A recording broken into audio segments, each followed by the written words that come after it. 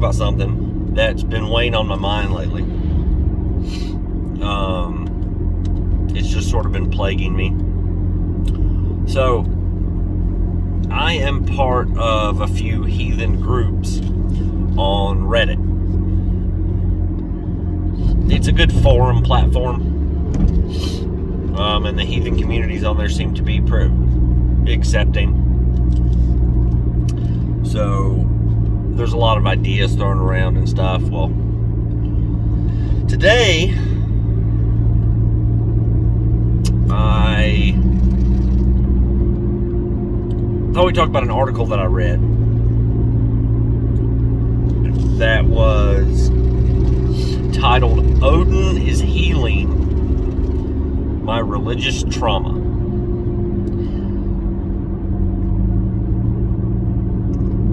And when I read it, the title caught my eye, because most of us, the majority of heathens, are from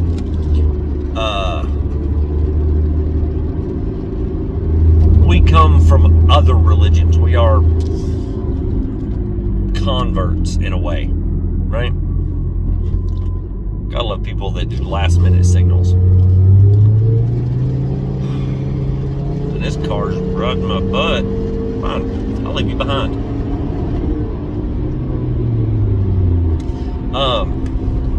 But we all come from some other religious background. Myself is Baptist. I grew up Baptist. I watched many churches fall apart, kind of a thing. And I'm sure a lot of people can associate with that. But when I read the article, it talked about how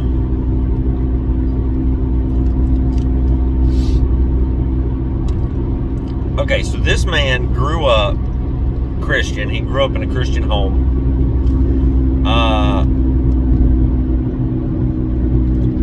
And he always battled with the concept of whether the Christian God was real or something to terrify children. But the more I read this, the more I could understand it. The more I could agree with him. We had a commonality that was very rare. So,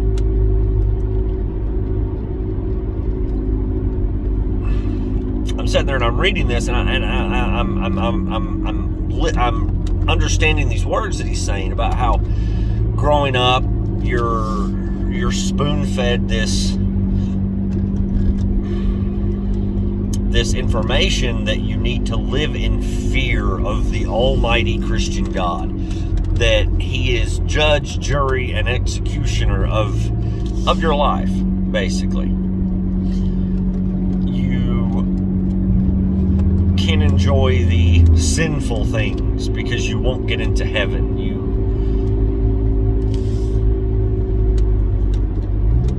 You are essentially bred to look down upon others because they're different, because they don't believe what you believe. You're meant to shun them. And then he goes on to talk about how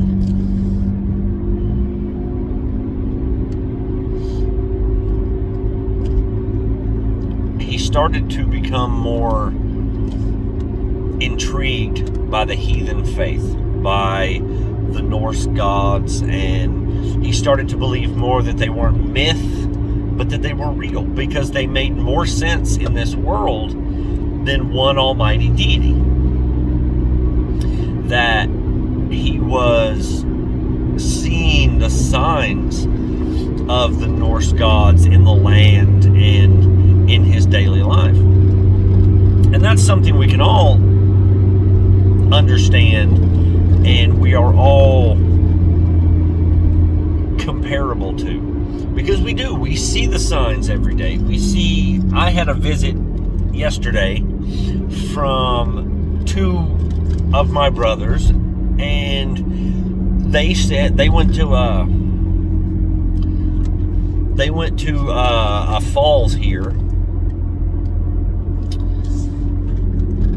and they found a vine rune in the trees. Well, that in itself is rare, but they found it.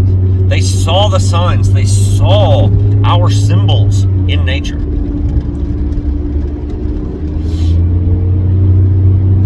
So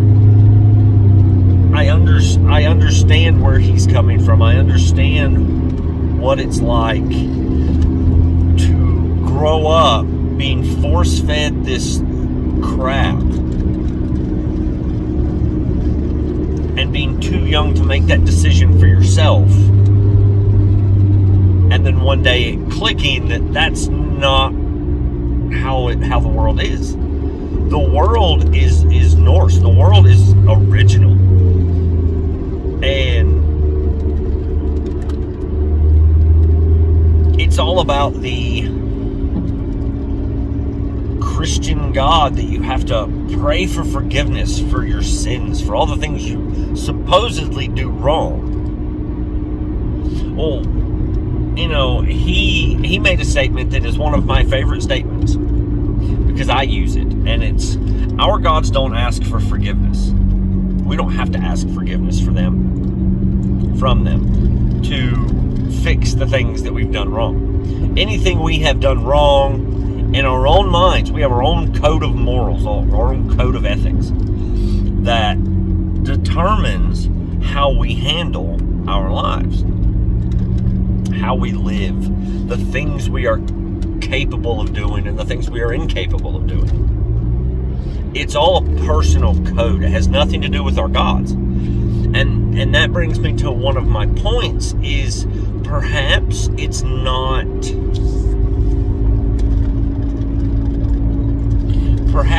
about asking forgiveness from a higher being. Perhaps it's asking forgiveness from yourself. You make a mistake, you say something that comes out and just in a moment of anger and frustration, and you regret it, so you ask forgiveness from yourself, because after all, we have ourselves to count on in this world.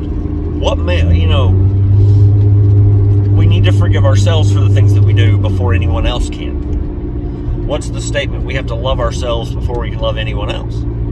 It's the same concept.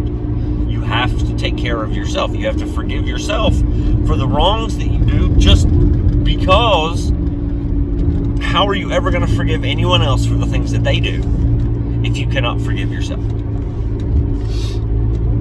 And to me, that is honorable, and that does honor our gods.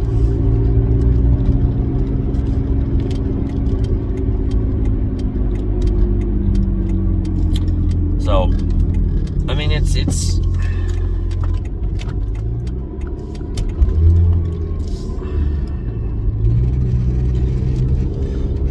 that's just to me, that's just how it is. That's how it works, because we are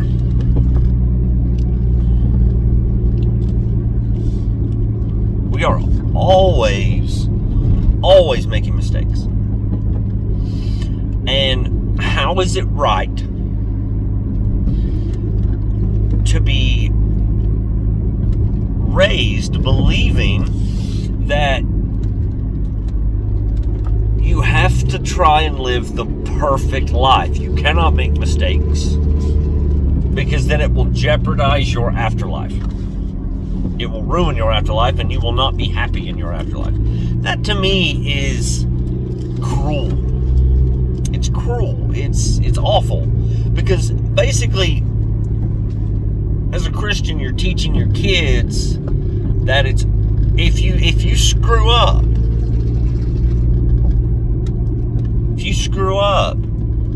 you're gonna go to hell.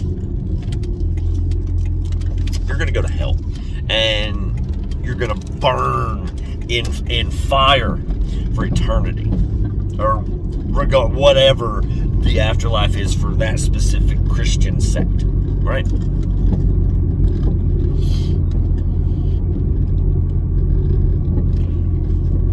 And I don't know. It's just it's always something that's bothered me.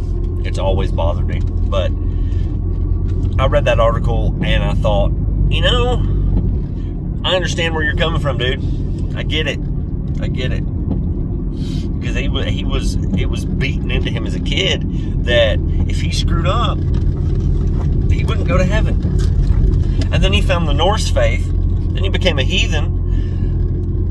And he's raising his kids as heathens, like most of us are doing. And he's telling them, listen, I'm going to raise you this way, but I'm not going to force it on you. It's more raising by example than it is teaching. I mean, like my children, for instance, they're very heathen kids. They are so interested in heathenry and what it entails, and it's a beautiful, beautiful thing. But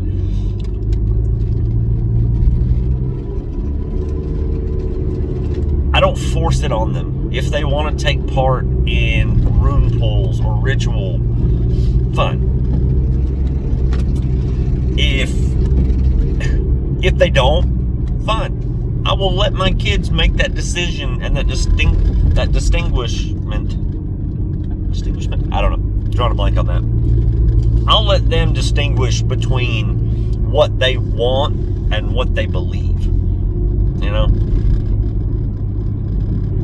I'll let them figure that out because that's the freedom of it. Do I believe that they will be heathen? Oh, absolutely.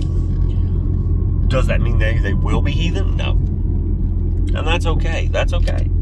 If they're not heathen, they're not heathen. I'm not going to force it on them. But that's kind of the point, It's kind of the point.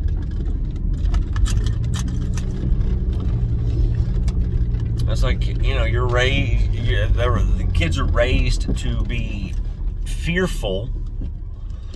Raising through fear is one thing, as opposed to raising through religious fear, right? Like my kids know there are consequences to their actions, good and bad. If they make a bad choice, they have to suffer the consequences of it, which could be anything from simply sitting on the couch and not moving in silence to getting a butt pop. I mean, it's honestly that simple. But that's where it's at. You have to.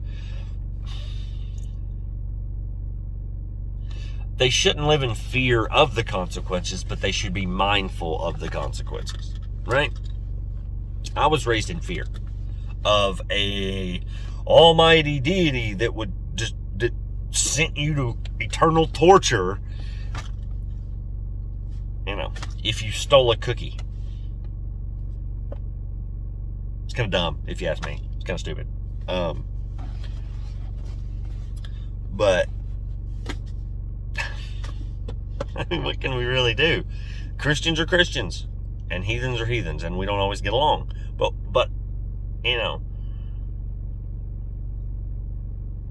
I know that some people,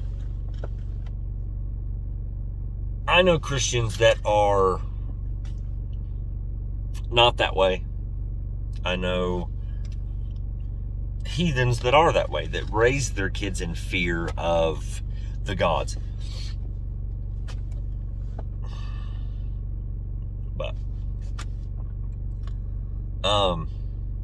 But I'm back home. That's all I've got for today. Hit that notification bell, like, subscribe, and share this video. I hope you enjoyed it, and I'll see you in the next video.